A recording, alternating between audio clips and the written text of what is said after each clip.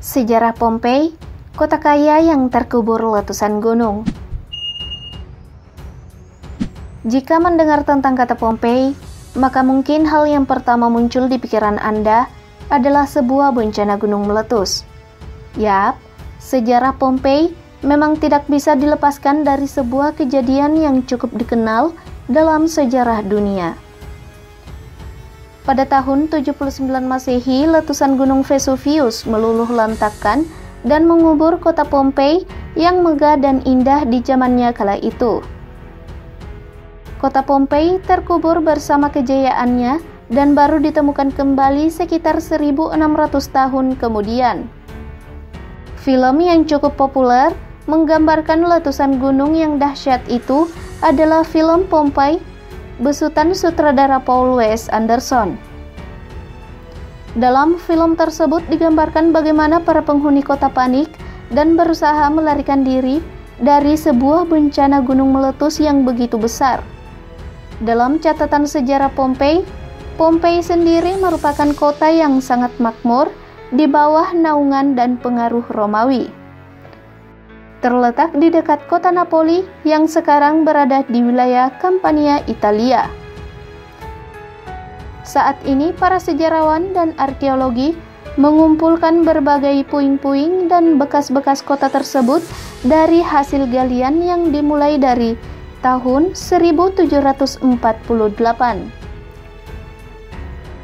Penggalian yang begitu lama menemukan begitu banyak jejak kota Pompei yang sudah sekian lama terkubur tersebut.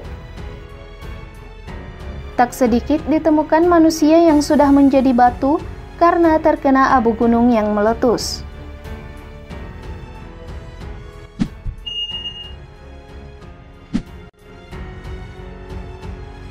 Pompei sebelum letusan gunung. Pada zaman Yunani, Pompei merupakan bagian dari peradaban Helenistik antara zaman klasik dan kebangkitan Kekaisaran Romawi. Namun semuanya berubah ketika Pompei jatuh di bawah kekuasaan Roma sekitar abad kedua sebelum Masehi.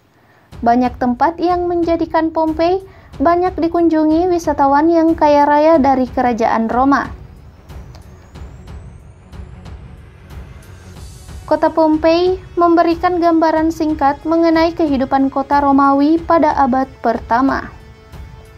Gambaran singkat ini memperlihatkan bahwa Pompei merupakan kota yang sangat hidup dan aktif sebelum terjadinya letusan gunung Vesuvius.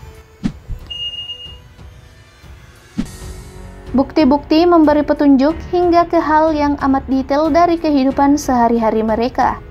Bentuk rumah yang indah, villa-villa yang berjajar, dan jalan lurus yang beraspal menjadi sebuah suasana yang hangat di Pompei kala itu. Berbagai kegiatan silih berganti dilakukan yang menunjukkan peradaban di sana saat itu sudah maju. Meski di tanah Pompei sedikit tidak rata disebabkan letaknya yang berada sekitar 5 mil dari gunung, namun bangunannya tertata dengan baik. Hal yang menjadikan Pompei sebagai salah satu tempat peristirahatan yang cukup terkenal bagi orang Roma kala itu.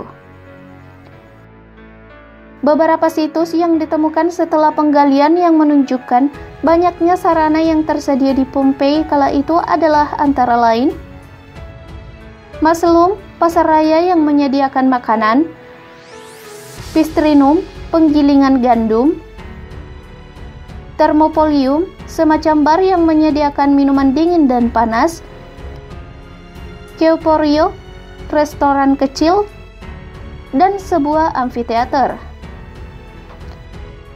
Hal yang tak kalah menarik adalah ditemukannya fresko-fresko Pompei yang menawarkan pengetahuan yang tiada bandingannya mengenai kebudayaan dari kota Pompei ini.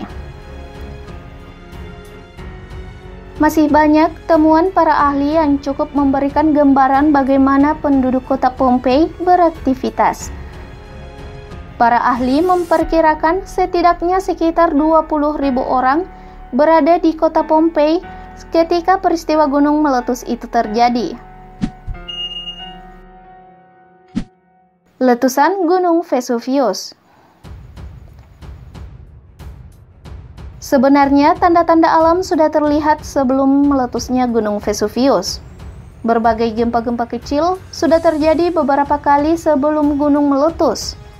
Namun sayangnya, para penduduk Pompei sudah terbiasa dengan gempa-gempa kecil yang seakan sudah menjadi makanan harian mereka. Hal ini membuat mereka tidak mengantisipasi kemungkinan bencana yang lebih besar.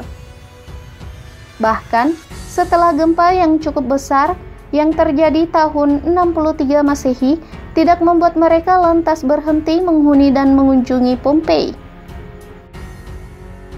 Teluk Napoli adalah salah satu tempat andalan orang-orang Roma yang menjadikan Pompei ramai dari tahun ke tahun.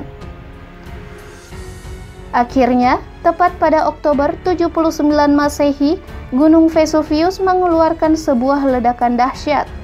Ledakan itu melontarkan berbagai macam benda seperti abu, batu, serta gas vulkanik yang sangat panas ke langit. Salah satu saksi mata peristiwa itu adalah Gaius Plinius Caecilius Secundus, seorang penulis dan sejarawan yang menyaksikan peristiwa tersebut dari rumah pamannya. Gaius Plinius Caecilius Secundus, atau lebih dikenal Plinius Muda, menuliskan surat kepada keponakannya tentang peristiwa tersebut sebelum akhirnya ia wafat keesokan harinya. Plinius Muda wafat di kapalnya setelah meneliti peristiwa tersebut, dengan kapal yang dilayarkan di sekitar kaki gunung letak Pompei yang terkena bencana.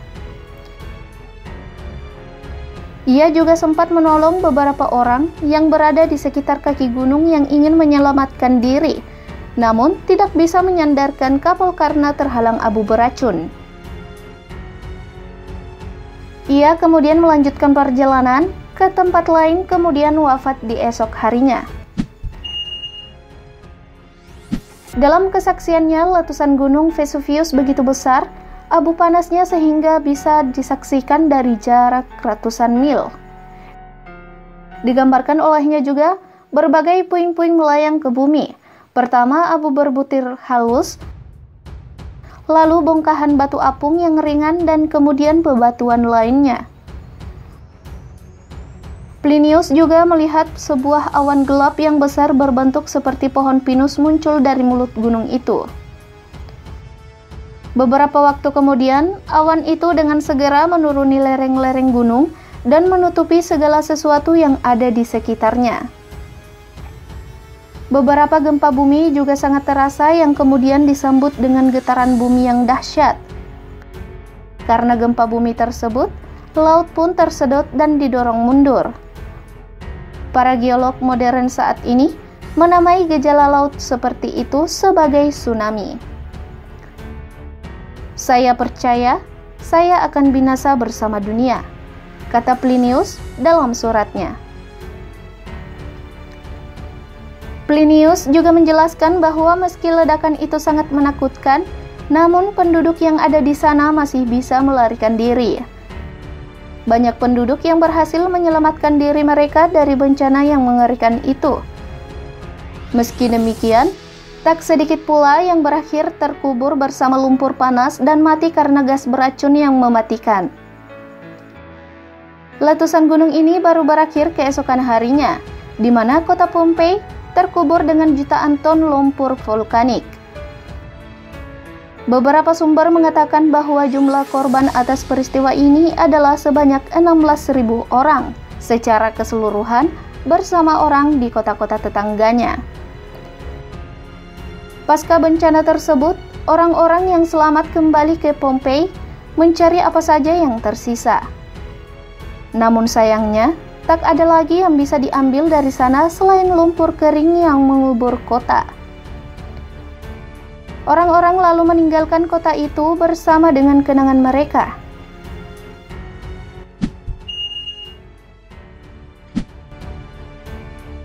Penggalian kota Pompei menguak kembali sejarah Pompei.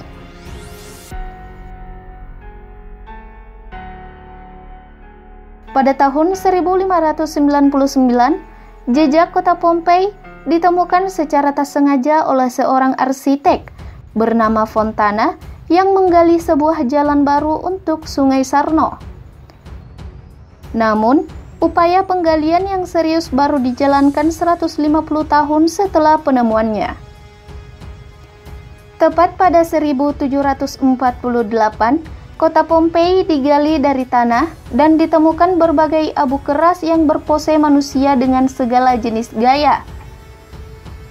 Selain itu, ditemukan masih banyak bangunan utuh yang masih bisa menggambarkan desain kota Pompei seperti yang asli. Beberapa penemuan lain yang berhasil ditemukan antara lain: bekas permandian, beberapa rumah, gedung, dan sejumlah villa.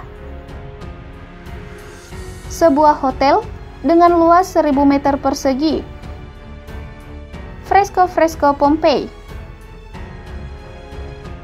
Teater besar dengan kapasitas penonton yang banyak. Penemuan sejumlah tulisan dan terutama salib-salib kuno.